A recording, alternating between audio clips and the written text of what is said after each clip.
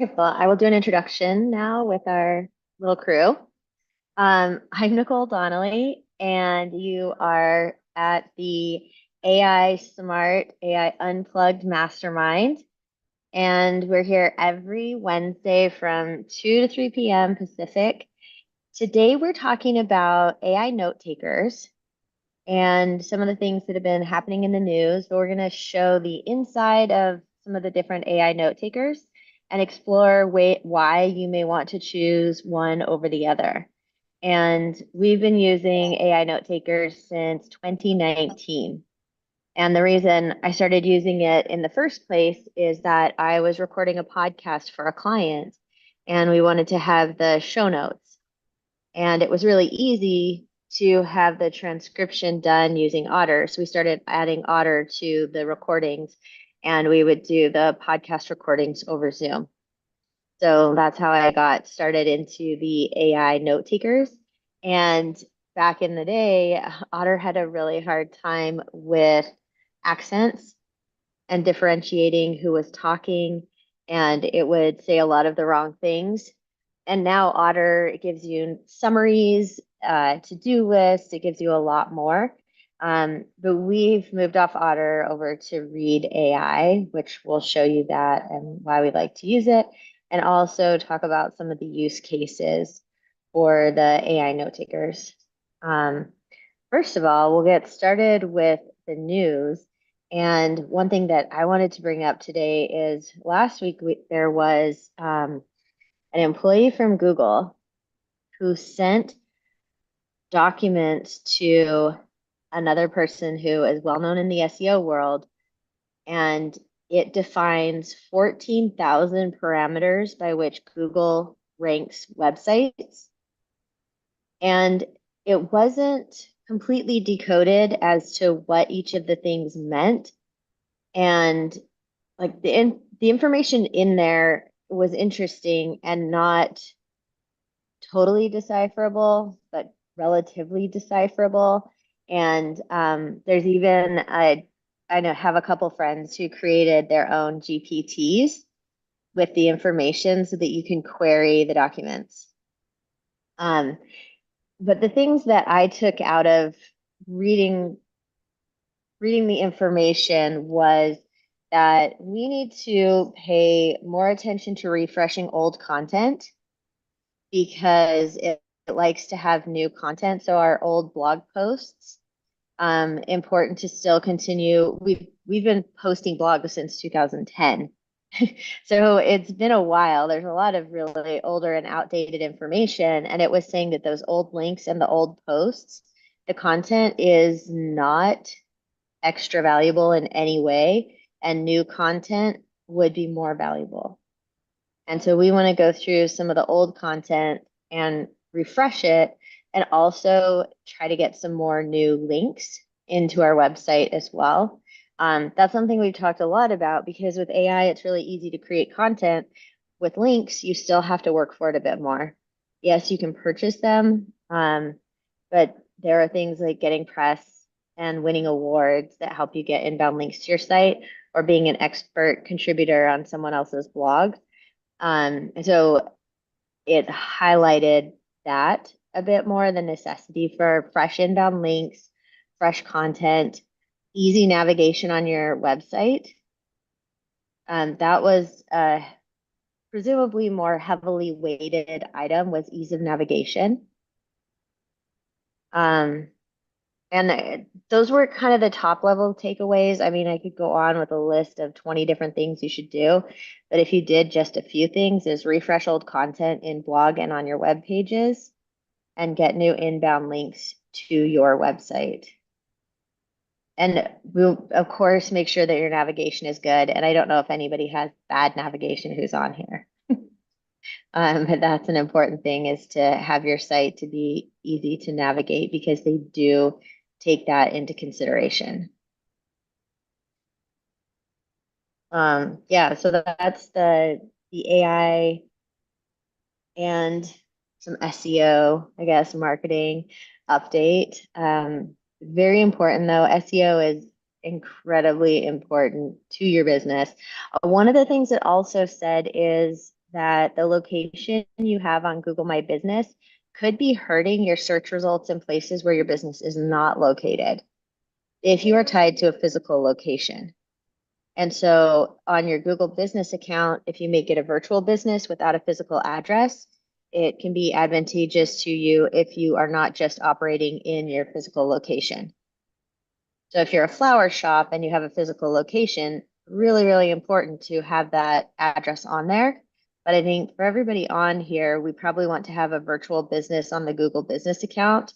And we do not want to have the physical address because that can hurt our ranking in search outside of our local area. Mackenzie, do you know what you have on your Google Business account, if you have it virtual or physical? We don't get to have a Google My Business account. We got banned because we're only virtual. And they don't accept, we're virtual and we don't have a physical product. So they don't allow you to have an account if it's not a physical product. So they do now. We have one, and our business is virtual and we don't have a physical product. So we should talk about that because a Google Business account is really important from an SEO perspective too. And I know you do a lot of investing on SEO. We do. When were you guys when was that? Because I mean, this was it within the last 2 months. I've had this discussion with my team of trying to get the account back because we did it for a while. We had it, and then they were like, "Hey, we found your address doesn't match, and that you don't have this product." And we're like, "The address matches. It's a virtual office." So I think that also could be hurting. We don't have an office either. We don't either. All you have to do is have them send a postcard to a physical address and you claim it. You go online and you put the code in that's on the postcard and you claim your account. Let me bring it back to my team. It is, yeah, it's not something new because service-based businesses have been able to get Google Business accounts for, I think, the past 3 years at least. And you don't have to have a product. Yeah. I do know based on our own experience that sometimes Google My Business is a little finicky and you might have to contact their support. I had to for us, and there were some hoops that we had to jump through just to get it to work. So yeah, and they said they'd send a postcard out and we didn't get it. We had to do the process again. I think we had to do it probably at least 3 times in order to get the postcard finally sent to us to verify the physical address. And it's verified at a physical address, but it doesn't show up on our Google account. They just send that postcard somewhere. So it doesn't matter where we it have goes. mailing addresses. We can get that scanned and sent to us. Yeah. Ned and Christine, do you know what you have for Google Business? Can I share my screen? Is this Sure. Yeah. Yeah, so let's see. If you guys are seeing my screen now. No. No, you're not, because this is Zoom. Okay, hold on. There we go. Okay. So yeah, search here for Phoenix TS, right? This is it, right? Right here. Located the mall in Columbia. So we will want to change that. I would think so, yes. But you're saying we Yes. want to have the business address. We don't want No. to get, yeah.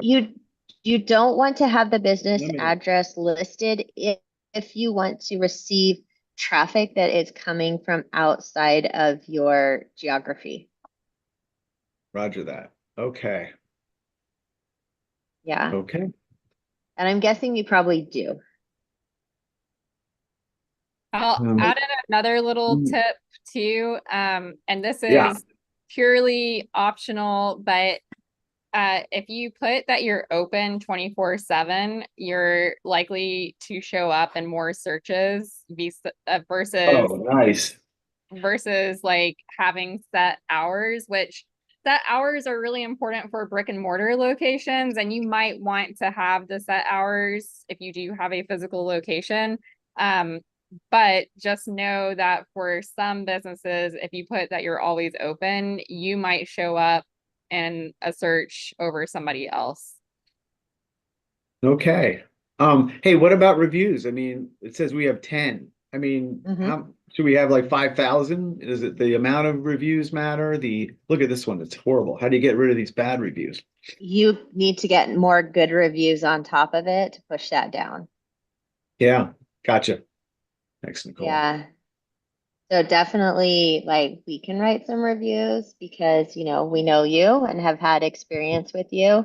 But you want to get reviews from your customers. It's very, very important. The more reviews, the better, as long as they're good.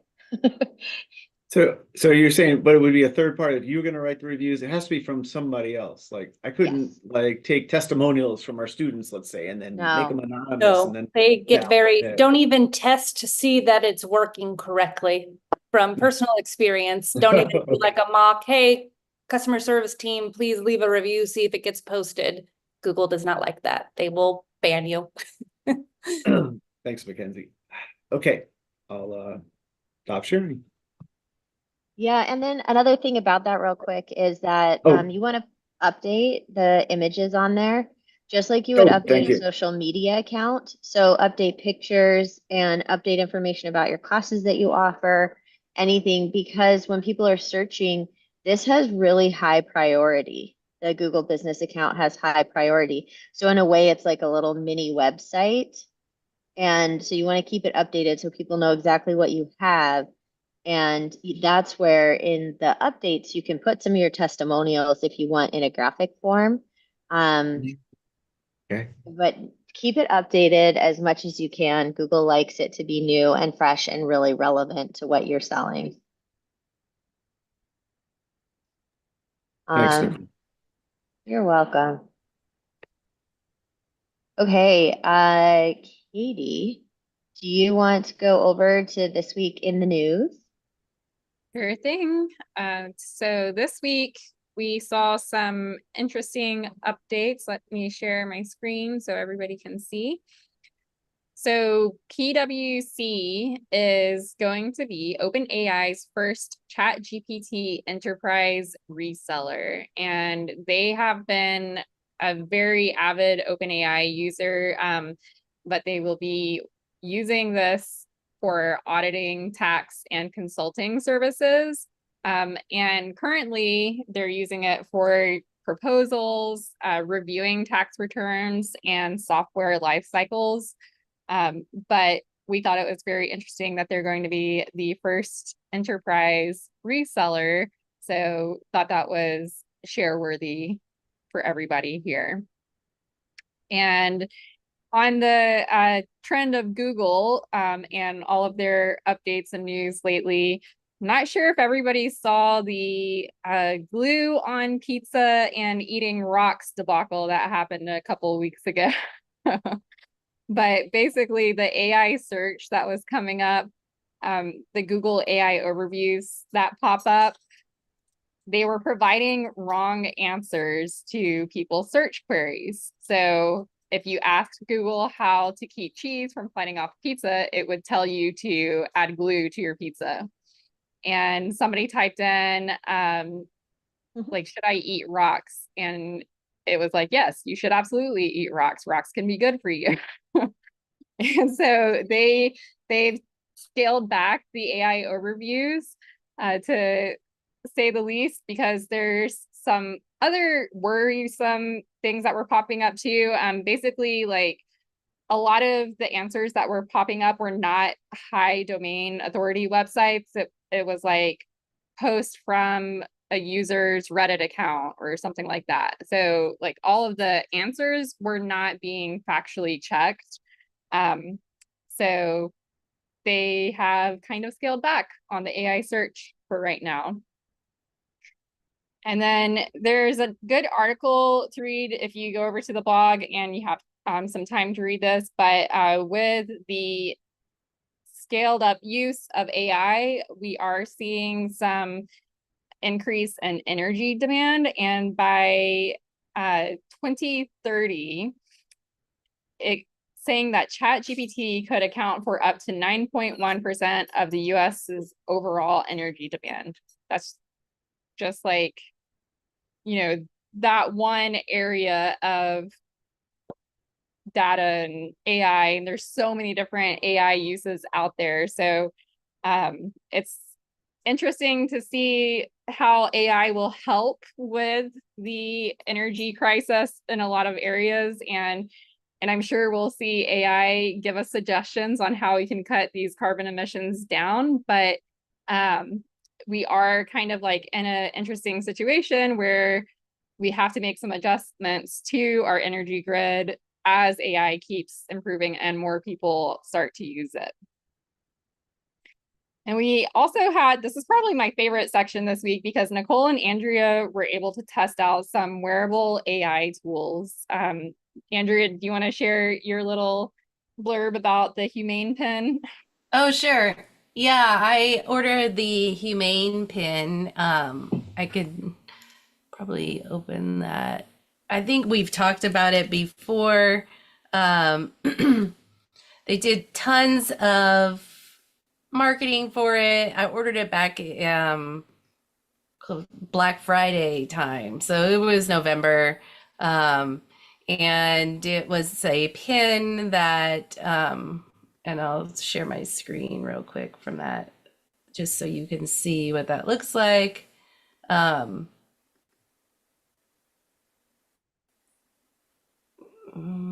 Yeah, you seeing it? Yeah. Okay. So basically you see it there on her sweater. And it works similar to, you know, like your phone or something else, but you don't have to hold it in your hand and it just sort of follows you around because you're wearing it on your shirt or whatever. And the idea was it's just a way to be more present and not have to like be holding your phone to take pictures or answer the phone or text or whatever. So the idea was you could talk to it, tell it to fill you in on, you know, if there was any email you need to be updated on or text or your calendar. But the cool parts that I thought were really neat were like, if you wanted it to take a picture of where you were or a video of the experience you were having. So you could still be at this really great concert and be watching instead of like holding up your phone, you know, and not really watching because you're trying to get the good picture. And there were also some really cool things that had to do with nutrition and health. Like there's a video where she's at like a grocery store and she holds up a piece of fruit. She asks what it is. It tells her what kind of fruit it is, how much sugar is in it.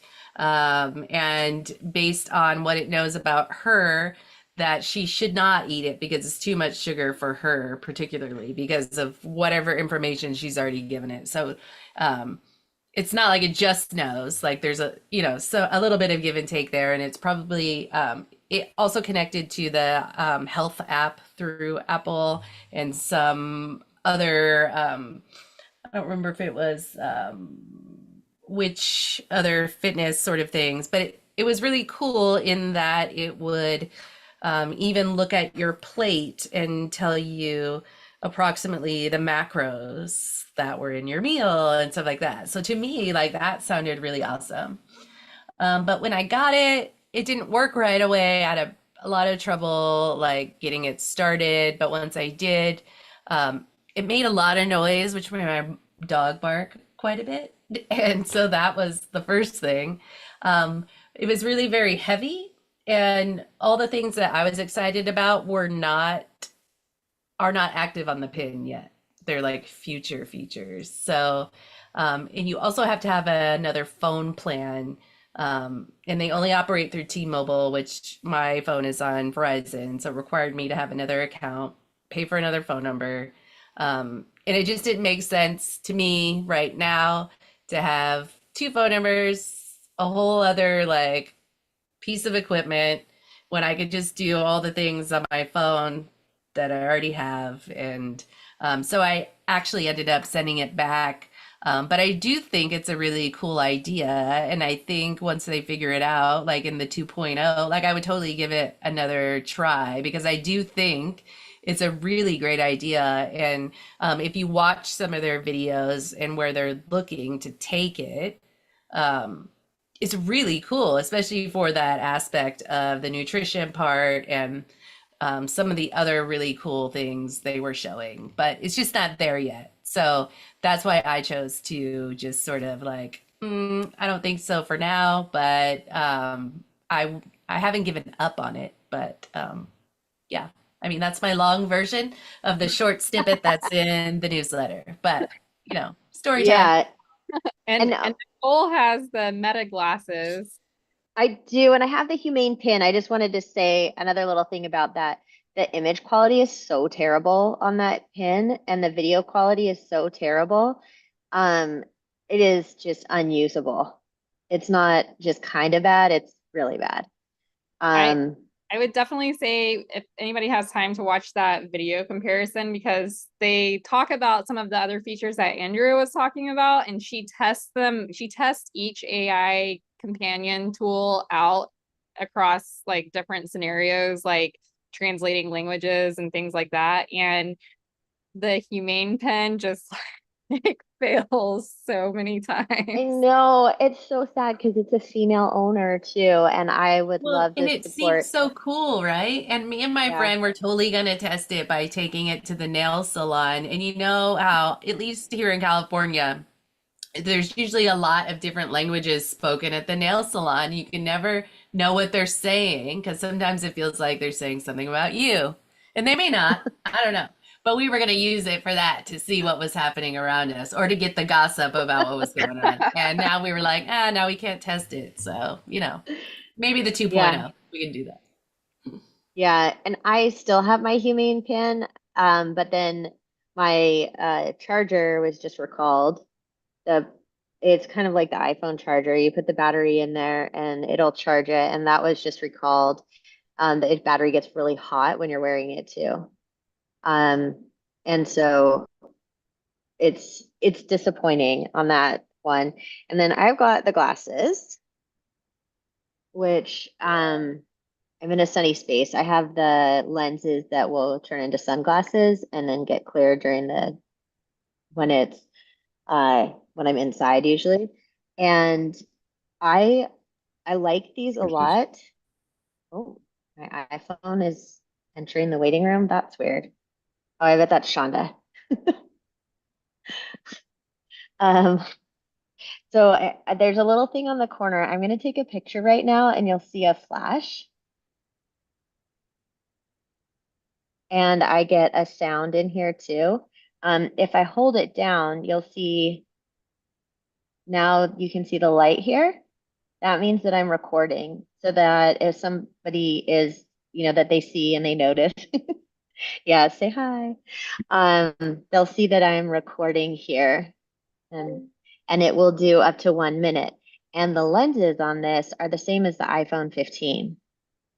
And so there's a little bit of distortion in the image because it's glasses, but the image quality is good and there's lenses on both sides. And then one of the downsides is I have to have an app to download the images, and I can go like this and take a picture too, just for funsies. But I have to have a separate app to download the images.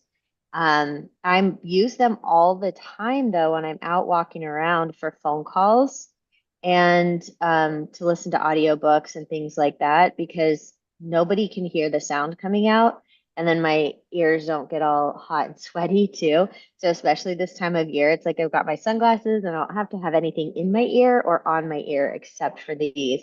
So I really like that about them. And for me, these are definitely worth it as sunglasses, but then just the headphones too, because I'm always listening to audiobooks or having phone calls whenever I'm out, like walking the dog or something, or walking around. I was walking between sessions and at this conference, it's happening around town in different locations, and I needed to have a call, and I could just have my glasses on and have a call. Um, and people don't notice I'm on the phone either, so they'll come up to me and start talking to me, but I'm on my phone on my glasses. So I really like the Meta glasses. They are, I think about it, half or a third as much as the Humane Pin. Also, I think they're like $199. I think around that. yeah, or 199 or 299. The Humane Pin was 699, I think. So How the battery life of the glasses? Oh, that is a good question. It's really Especially when good. you're like listening to like an audiobook or on phone calls. Yeah, it's actually really good. I don't know how long it lasts because I usually don't run out unless it's cold. When it's cold, it runs out really fast. Interesting. Yeah, it does not do well with cold at all. But I don't know, I can listen and walk and be out and about for a few hours and have them on, and haven't had an issue with that. And also, I like I've got my backpack and then I have my case that they come in, and so they charge in the case. Oh, Yeah, so when I put it in here, it's kind of like it's got the thing in there, like if you have the AirPods, and then it shows it's charging.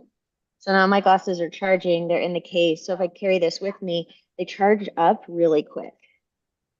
Um, and so I just will have that with me, and I'm good to go.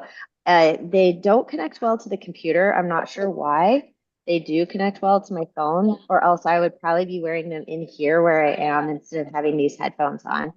Um, yeah, for some reason, does not work. I don't know if it just doesn't work on the computer, but I haven't been able to get it to connect to my Mac. And I have a MacBook Pro and I have an iPhone, so you do have to have uh, the app, the Meta app, to download your videos and images. But yeah, I like it. I think it's fun. It's supposed to also do the thing where you can identify objects, but it doesn't really work that way because I could say, "Hey Meta, what's this tree?" Like snap a picture, do the video thing, like in all the demos. It doesn't work. Um, and it'll say, I can't do that. And so I can do, hey Meta, call Mackenzie if I wanted to, and it would call you for me. And I could say, hey Meta, message Mackenzie, and it does really well with Instagram and Facebook messages because it's a Meta product, so it's tied to those. That's Oh, when Nicole sent the photo over to me, it retains the metadata of the photograph because she sent the photo via her phone, and I downloaded it from my phone and uploaded it over to Instagram, and Instagram knew immediately. And it, like, I didn't tell it to put this in here. It knew that it came from the Meta glasses here, just based on the metadata of the photograph. I know it's like two different types of meta. Not to be confusing, but I just thought that was kind of cool. Like instantly uploaded and it put in there, made with the Ray-Ban meta. So that was fun that I didn't have to go in and change any of those little pieces of Instagram. yeah. All right. So the last little bit that we went over in the lab notes was structured prompts versus unstructured prompts when you're prompting for images. And an unstructured prompt is basically like when you just kind of word vomit into an AI tool, and specifically for generative images with like Midjourney and Stable Diffusion, Leonardo. This is going to be really important. So an unstructured prompt might look like breathtaking view of a serene lake at sunset with a kayaker paddling, teal and pink colors, stylized 200. And this is an okay image, just there's nothing wrong with it, but like it chose the medium on its own. I was really in my head, I was thinking a photograph, and it came up with something more artistic. So we can refine the prompt a little bit more, and I can add in photograph, and it comes up with a photograph, but this is still an unstructured prompt. So we want to use a structured prompt to have more control of what the output is going to be. So a structured prompt might be kayaker paddling on a serene lake, vibrant sunset colors, Canon EOS 5D, shallow depth of field, golden hour lighting, teal and pink colors, dramatic sky. And now we're getting a little more specific, controlling more variables with the image. So this is an example of a structured prompt here. If you use your adjective and description, your subject, your location, or the setting, any additional elements like colors, whatever medium you're going to use, if you add in depth of field, lighting, and any additional effects, this is going to help you structure your prompt a bit more. And just know with these tools that anything in the beginning is going to be weighted more than the things on the end. So if you're trying to focus on something, like if you want it to be black and white instead of full color, put that in the front of the prompt instead of the end of the prompt. So I would definitely, when you get a chance, I know some people in this group haven't gone through the images and video class yet, but we will be getting to that later. But if you want to go ahead and play around with some structured prompts, the sample is in there for you. Yeah, and so I wanted to point out something that was in that prompt. You said camera/medium, and in there, this is a photograph, would be the medium. So you could just say photo realistic if you don't know what camera or lens you might want this in, because Katie's an experienced photographer and artist in that way, videographer. So she knows the cameras and the lenses and what those things mean. And so there's a couple ways to go about this, because you could say photorealistic and the rest of it. You can also take a picture that you like and ask for a good prompt based on the picture to replicate something with a similar look and feel. And you can do that in Claude, and you can do that in ChatGPT. You could probably do it in Gemini now too. I'm not sure if you can input images in Gemini right now. You might be able to, just based on what we found yesterday, because this is another update. But I finished this thought first. If you don't know the medium and you just see something you like, you want to recreate it, it's for fun. You can take an existing image. I can even take my phone out, take a picture. So on the wall here, there's these buffalo. And I could just put the picture into ChatGPT on my phone and ask ChatGPT for a good prompt for Midjourney to create a similar image using a cow or something, or using a person. So if you see something you like, you can get to it without all the technical knowledge too. And the thing that we discovered Gemini can do yesterday is it can make sheets now. So Mackenzie, if you are using Gemini and you want to make a spreadsheet, it will do it. And it says open in Sheets, so you can open in your Google spreadsheets. And it opens a sheet for you, which is miraculous. Finally. Yeah, finally. Yeah, so that was something very exciting that we saw yesterday, is the sheets. The sheets are there. And Sheets is my maiden name, just a fun fact. I don't know if anybody on here knows that. Maybe a couple of you. Okay, so our next topic is the AI note takers.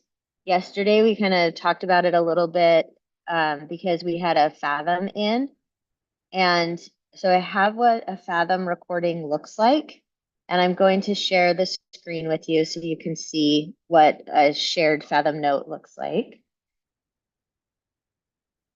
And then we'll show you Read, and we'll show you Otter. And if anybody has other note takers, feel free to pull them up so we can do a little screen share. And I'll show you these, and I'll show you why we chose the one that we did. So this is Fathom. And let's see.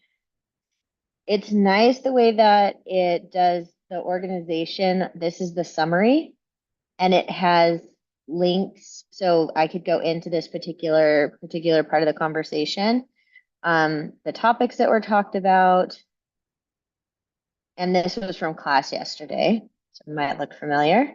And next steps. So this is kind of your little to-do list. And I can watch the video. And then it also has the whole entire transcript by the person who was saying it. And the video follows along, which is kind of cool. And you can make notes in it too. You're gonna love these faces where it just pauses on you. Okay, so that's Fathom. And I'm gonna go over to my Otter. I still have an Otter account because I have so much historical information, but I don't invite Otter to meetings too much anymore. It goes to some old meetings that were scheduled out from a long time ago. Okay, can you see Otter? I'll open this up a little bit more.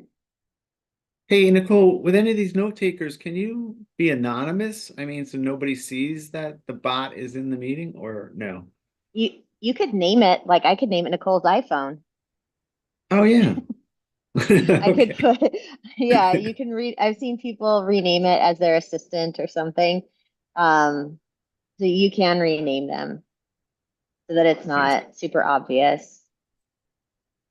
So this has summary and it has action items. And one of the things that if you use, there's some tools like Zapier and you could zap action items to a calendar or send it to people. There's like whole automations you could do with this. But action items, outline of the meeting, and this one creates screenshots of different parts in the meeting when these different things were talked about. And they've done those screenshots for a while. You can also have the full video from the session. And then you get transcript, which is similar. You have, this is speaker 1, speaker 2, speaker 3, speaker 4. That did identify James on there, but it didn't identify the other people that are on there. And we had a handful of people in the call. And you can preference to go back to different parts. And what I like about having notes is then I can see what's been going on in a meeting that I missed really quickly. And with this one, this is a meeting that's always on my calendar and I make it sometimes and I don't make it sometimes because Andrea or I will be there and then I can get a quick summary of it. You can use AI to chat with this. It's new and I have not tried it. I don't really need that. And here it says post to Slack. So it has a Slack integration and it'll post notes. If you want to have meeting notes automatically post in Slack, you can do that. And then I will show you Read AI. Ned, do you use anything? I was using Otter for a while too. I've stopped using it, but that's it for right now. And then we have Copilot, but we haven't really used yet or set it up yet. Okay. For Teams, for Microsoft Teams. Yeah, I'm really curious how that will go. Okay. All right, this is Read. And what I love about, so this is my main page when I come in, I see the different meetings in here. Let's see if I can show you this. Yeah, I can show this one. Need to make sure it's good for public consumption. This is a meeting that we had about our bots. You can see it gives read scores for engagement and sentiment, and we can see where it drops off. And it's got the video. I can turn it to play highlights only, which are times where emotion or reaction or future topics of discussion or a key question come up. So where the dots are, those are all the highlights of the meeting that may have action items or something to note about them. So I've got a little summary here of the meeting. There's chapters and topics. There are action items that come out of it. and the timestamp so I can click on it and go to those action items. Key questions. And for me, my account keeps key questions in a really long list. So if I have anything to answer, or I just want to kind of look through, it's like, oh yeah, I forgot to answer this person about that. And I see my key questions and I can get rid of them too inside of here. So we have these 3 questions from the meeting, and then I can add my notes to it as well. There's keywords on here, tells who the speakers are in there, and it gets the people right, which is nice. And then you can see over here, there's a reaction, an increase in engagement. So I might want to see what that's about. A key question, change in topic, and I get a daily read, which is a summary of all the meetings I've got coming up and maybe some things that I haven't done that I need to think about. But so this is why I like Read, is it gives us more information about the meetings. And if you think about somebody having a sales meeting and you want to know how that customer reacted in the sales meeting, you would definitely look at the sentiment on here. And you could see what people say if the sentiment goes up or down, why it did that. So then you can deep dive into these different things. So this person, she spoke 53% of the time. If you had a salesperson, you might want them listening more. So you'd be like, oh, good, Katie was listening. You know, she was only talking 12% of the time. That's fantastic. That means like most likely she was really listening. Hopefully the person felt heard. Participant score. So how much were they, this is me. So how much was I engaged? The sentiment, charisma, you get a charisma score. Was my microphone off, camera off? And then it has the highlights over here. And there's a graph of, so the sentiment went down here. And I might want to know why the sentiment went down. And so I can click into it and find out what was being talked about at that time where sentiment went down. We usually have, like ours are usually in the 80s. And so when it goes lower than that, I just take a look at what it is. Actually, we'll go here. So standings, highlights. Then there's coaching. Oh, it says no coaching is available here. Oh, it couldn't detect my presence in the meeting because I was on my phone. And so I was here as a phone number, not as me in this particular meeting. The coaching though, let's see if it has general coaching for me. Talking pace. So it shows the target zone of talking pace. And right now we have Read AI plugged into Zoom and the app is turned on. So I can open up the app and see what my talking speed is during the meeting and see if it's a good speed. I also can see if I use non-inclusive terms. This is either a swear word or guys. Oh, you guys and shit. Those are my most common. Mastermind for some reason is a non-inclusive term. You guys and shit. Those are my most commonly used non-inclusive terms. Interruptions, if I interrupt people. Who you interrupt the most? I don't have interruptions on here, which is good. Try not to interrupt people. Charisma's a 79. Could probably do better on my charisma. And bias, it says 80 average bias in a meeting. I guess that's in a good way. Questions asked, 2 per meeting. Filler words, everybody has these. And I think most of us find them embarrassing to listen to ourselves. My most common filler word is like. And in the recordings, total recordings on here, 827 times is how many times I said it. 302 times. 278 times. This is why we use Read AI. It gives this other layer of information that can help us improve. We were using another tool called Udly as our speech guide, but this helps to give us kind of the speech guidance also, as well as our notes And yeah, this just gives more depth and context to all of our notes. And that's why we really like using Read. That's why I like using it because yeah, Katie says mine are like an I mean, when you go in there and see it, it's embarrassing, I think, to watch that. And we started paying attention by using Udly, which is it's a speech coaching AI, and it will tell you your pace, it will tell you filler words that you're using. So when we are live in a session and we're teaching, we don't want to use filler words, and we want to go at a pace where everybody can understand and not speak too fast, because that would be our tendency.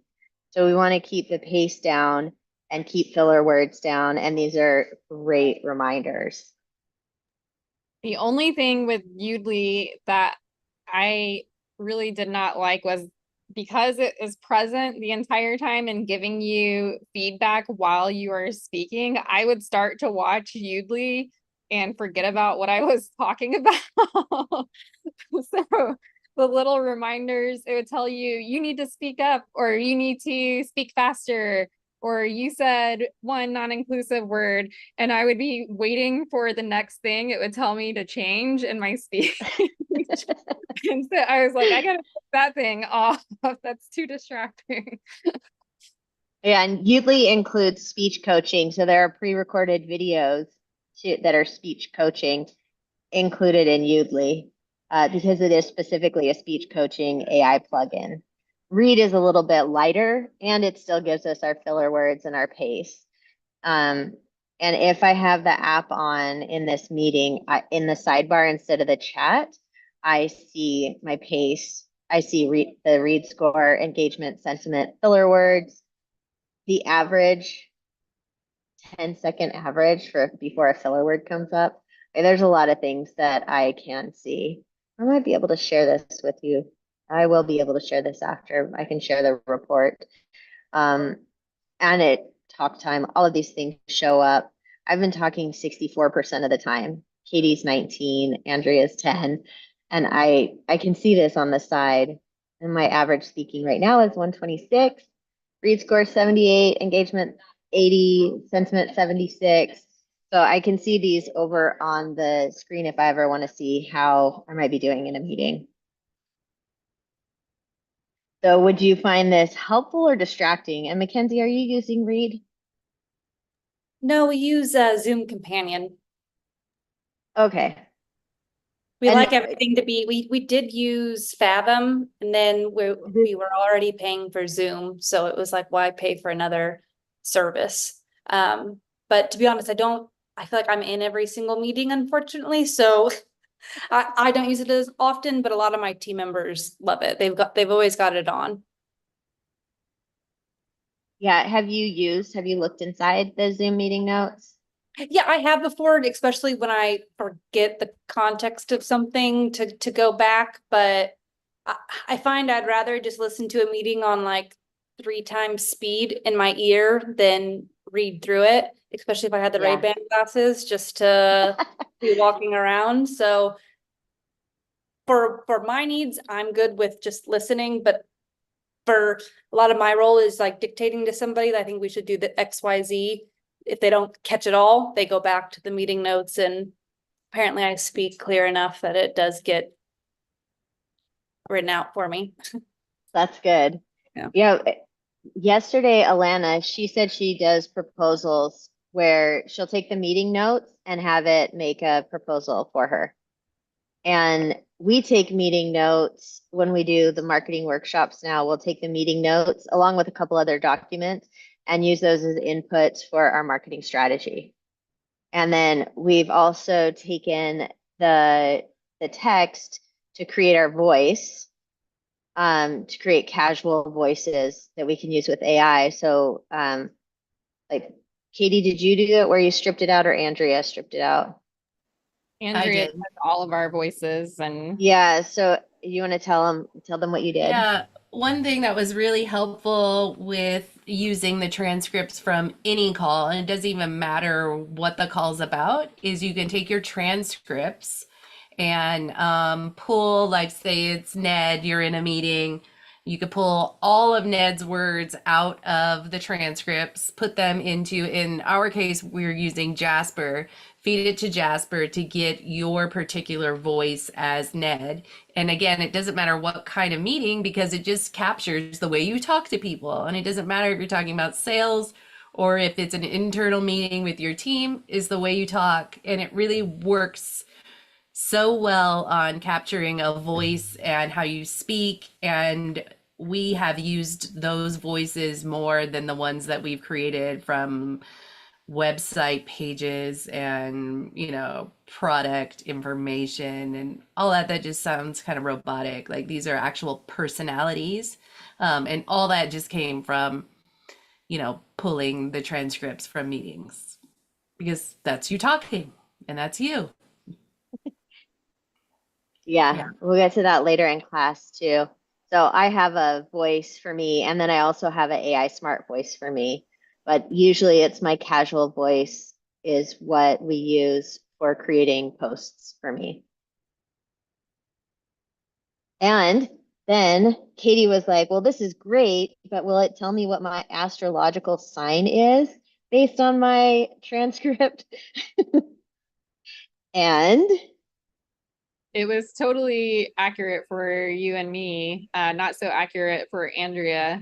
But honestly, I was just being sarcastic when I asked that. I wasn't expecting it to be accurate. Yeah. Well, when you said it, I was like, well, let's see. And then it worked. So it was able, so after I got the voice and Katie said that, being facetious, but I was like, well, whatever, we're gonna see if it works. And it totally did. And based on her the how she talked and the voice it created, I just said, so based on this conversation, what zodiac sign do you think Katie is? And it totally guessed it the first time. Same with Nicole.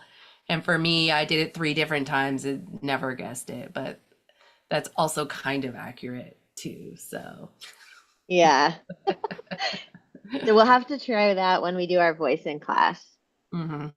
and see what happens. Any questions or comments? I mean, this is all awesome. So, you know, I'm just thinking more where this is what I'm seeing is like internal, you know, metrics and things for improvement, and it can really help. And but I'm thinking applying it to the live online training classes that we do, right? For Oh a nice yeah. transcript for all the students. Is that something there's legalities in that? Do people have to sign releases or do they just opt in? You know, is that something you can do? That's something you guys do, right? You send those reports after, let's say, the level 1 class from Read. It, it is that working? Well, Well, when the AI enters the room, the person is anybody on the meeting is notified that they're being recorded. So Yeah. if somebody opts out of it, then typically the AI recorder will get booted out. Or depending on which AI, I have seen it where it does not record that person when they're speaking, but I can't remember which tool that was. So I Yeah. don't know if that's the same across all of the tools. I'm just wondering, yeah, like, do you get the transcript and the human, you know, the school edits it first before you would publish it out rather than just the raw data? Or You mean, do we publish? We don't publish that anywhere, if you that's what you're don't? Okay. asking. Yeah, yeah. Mm-mm. Yeah. The AI tool will send it to whoever is in that meeting if they've Yeah. opted in to receive it. Otherwise, we never publish our transcripts or anything. That stays within Oh, our yeah. workspace. Right. Right. Yeah. But what you could do is collect information, which is super valuable. You could then take the transcripts, just like I did with the voices, and start collecting common questions asked during class, common questions asked during particular classes. You could take the transcript of everything that was taught and get rid of the other people and take that and do something with it. It's endless. Again, all of this AI is only limited by your creativity and how to use it. And so, yes, it's made for just transcripts, but I used it a different way. I took it so that we could scrape it and use it to create our voice in Jasper. Another way to use it would be for frequently asked questions from the students while they're in the classroom. And then you can create maybe you made a workbook, or maybe you did Yeah. FAQs on the website, or maybe that helped you build the next course, or I don't know, it's endless. How would you want to use it? It's up to you, Yeah. but if Yeah, that's you're tracking it, you can pull information from it, and that's it. Yeah, and we can use it to create blog posts too, because we could even say include just this half of it, the information, and create a blog post from it. And we would have a blog post style guide that it would follow yeah. and remix it into a blog that answers, you could say, create a blog post that answers the questions that are in this transcript, or whatever. You could give it specific instructions so that you can, like Andrea said, you could use it however you think about, like whatever your needs are for that. Yeah, if what we're doing now, which is a mastermind, is something that goes on YouTube, we could take our transcripts, feed it to AI, and say, create an optimized YouTube description based on this transcript, and feed that to the AI and get a really good description to use with the right tags to put on YouTube and the title that we should make it and all the things, so that we don't have to think about that. And that would be the ideal case. So you just have to think about, where is this going to go? And what are the things I need to do to make that happen? All happening with just this little transcript recording in the background. And then we could do a transcript, like Nicole said, like a blog post about why recording your meeting with AI tools is a great idea. Use this transcript to write a blog post about why it might be a good idea. And there you go. So, Yeah. again, it's endless. How many pieces of information can you create from this one gathering of information? It's up to you.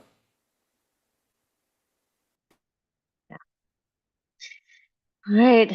Thank you for that. Mackenzie, you have a comment, question? No, I had to when we're ready to wrap up, I have something to share.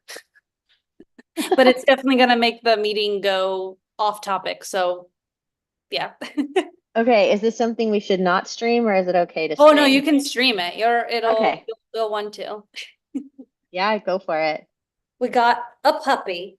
So welcome the newest member of the AI Mastermind group. Oh my gosh. Her name is Daphne. She just got back from walking around Soho. She's a little disheveled. It's So adorable. cute. Hey, Daphne. Daphne, she looks Daphne. tired. Oh, she's so tiny. So cute. Oh my Oh, God. What cutie patootie. Yeah.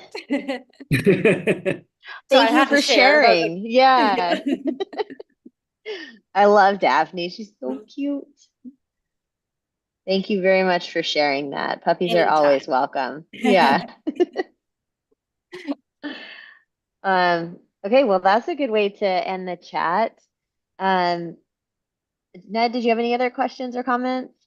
No, I mean, just unrelated to what the discussion was today, but just using ChatGPT to create images with text in it.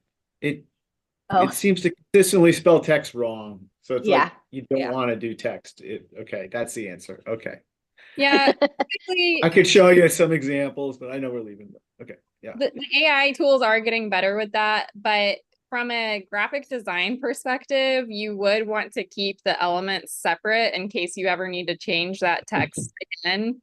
So usually we try to create the image and then add the text later. Okay. But this is way, way better than where it was like even 2 months ago. Yeah, I'm like, that's not bad It's at almost all. there. I mean, It was the really images are good, cool. except for some reason behind. Oh, laughed I behind. That's Yeah. cool It's like looking though. punk chat. is. Yeah. Need. It's The end. this so a few months ago, Ned, this used to Yeah. be all in foreign characters that you wouldn't even be able to get the gist of what was trying to be said. Wow. Yeah. All right. So it's always changing. Well, It maybe is. someday. And the fewer letters you use, the Yeah. better. So if you wanted to say 355 plus courses, that's a lot. But if you had one key concept that was, or one word, you may get something correct. Okay. And then you could just superimpose the other words on it. But that's where Canva is really good because you can create some fun image and just put, then just AI, like then just put the text on it. These are getting close though. Yeah. There are some other tools that will show you. There's some other tools that can do a little bit better with text typically. Um, and we'll get more into that in a little bit. Next week, I just wanted to tell you real quick, we have a special guest on next week who has an AI tool for kind of lead gen, customer service, even patient rebooking for appointments. And he's going to give us a demo and show us how they're doing what they're doing. We've been trying a lot of tools in the lead gen sales category. So we will have another company on in a couple weeks too to show us what they're doing. So far, we haven't found anything super stellar. We've tried a lot of things. We've had trial and some paid and free subscriptions because everybody's trying to figure out that lead gen area. So we'll have a guest on next week for that session, and we have a lot of. I think we had 77 responses of people wanting to join in on that session. So it'll be a bigger group next week too. Should be fun. So thank you. Thanks for joining us, and have a good week. You. Thank you. Bye. Bye. Bye, Bye. Daphne. Bye, cutie. Bye, Daphne. Hi, Daphne.